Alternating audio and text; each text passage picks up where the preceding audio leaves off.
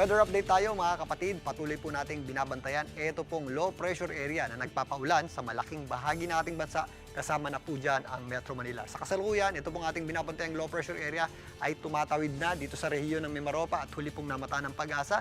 Diyan po banda sa may mga katubigan o coastal waters dyan sa area ng Marinduque. Sa ngayon, ito po ay nasa high chance o mataas po ang tsansa nitong maging isang ganap na bagyo in the next 24 hours ayon sa Pag-asa. If ever nandito na po yan sa may West Philippine Sea or palabas na po yan ng West Philippine Sea, doon natin nakikita na yan po ay posibleng maging isang ganap na bagyo.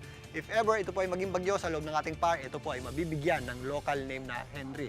Sa kasalukuyan, ito pong ating low pressure area at ang habagat ang nagdadala po ng mga pag-ulan sa malaking bahagi ng ating bansa. Dahil po sa ating low pressure area, asahan pa rin po natin ng maulap na panahon at posibleng kalat-kalat na pag-ulan at mga thunderstorms dito po sa rehiyon ng Bicol Region. Kasama na po dyan ang malaking bahagi ng Mimaropa, lalong-lalo na po sa area ng Mindoro at Romblon, maging dito sa Marinduque. May mga pag-ulan din tayo at mga posibleng thunderstorms sa Calabarzon, kasama po dyan ng Batangas, Laguna at area po ng Quezon. Dito sa Metro Manila, maula pa rin po ang ating panahon at posible rin po yung ating mga manakanaka o yung ating mga intermittent na pag-ulan.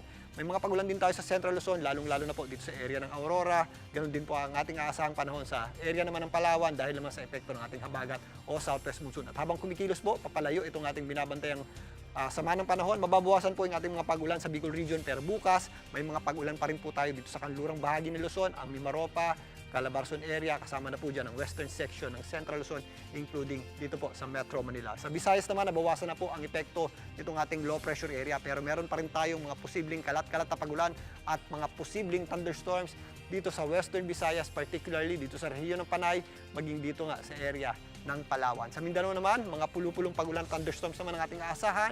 Usually, nangyayari po yan tuwing hapon at gabi sa natitirang bahagi o sa malaking bahagi ng Mindanao, maliban lang dito sa area ng Zamboanga Peninsula na posible po yung ating mga kalat-kalat na pag-ulan dulot ng epekto nitong ating binabantayang habagat o southwest monsoon na pinapalakas nitong ating binabantayang sama ng panahon. Samantalang sa Metro Manila, bukas magpapatuloy pa rin po ang maulap na panahon at may mga kalat-kalat na pag-ulan pa rin tayo hanggat hindi po tuluyang nakakalayo itong binabantayan nating sama ng panahon. Maulap pong panahon natin bukas at anuang oras sa maghapon, posible po tayong makaranas ng mga pag-ulan. Kaya sa mga lalabas ng bahay, papasok sa opisina, trabaho, ugaliin pa rin po natin. At huwag po natin kalimutan ang pagdadala ng payong o anumang pananggalang sa ulan.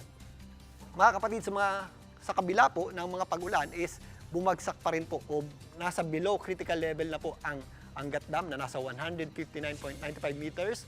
Mula po sa 160 meters sa kanyang critical level. Ang Angat Dam po ay isa sa dam na nagsusupply ng tubig dito sa Metro Manila.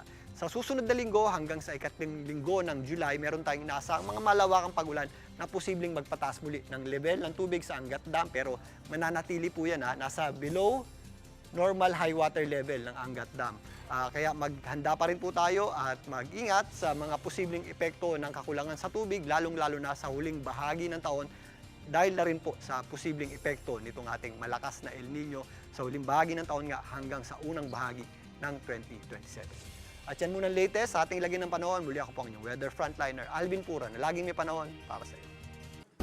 Mga kapatid, Julius Babaw po. Para sa komprehensibo at makabuluhang balitaan at talakayan, mag-follow at mag-subscribe na sa social media pages ng News 5.